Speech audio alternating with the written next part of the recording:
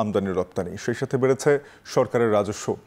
ভারত থেকে আমদানি হচ্ছে চাল, ডাল, পেঁয়াজ সহ নানা পণ্য, আর রপ্তানি হচ্ছে রাইস ব্রান অয়েল, ঝুট কাপড়, গাড়ির যন্ত্রাংশ সহ বেশ কয়েকটি পণ্য। এ বিষয়ে হিলি স্থলবন্দর থেকে আরও জানিয়েছেন সোহেল রানা।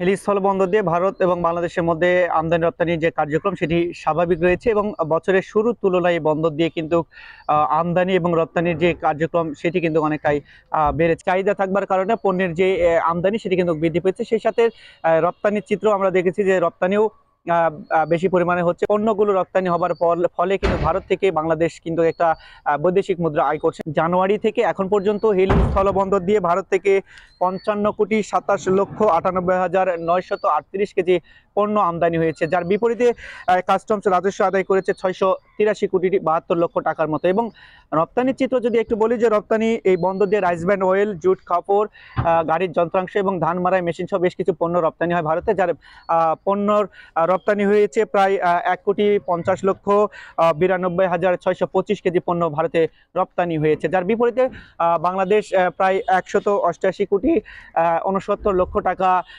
আয় করেছে বৈদেশিক মুদ্রা, এবং সেটি কিন্তু কাস্টমসের তথ্য মতে কিন্তু বলছে। সব মিলিয়ে এই ছিল আমার কাছে হিলি স্থলবন্দর থেকে আমদানি রপ্তানি এবং রাজস্ব নিয়ে সর্বশেষ তথ্য।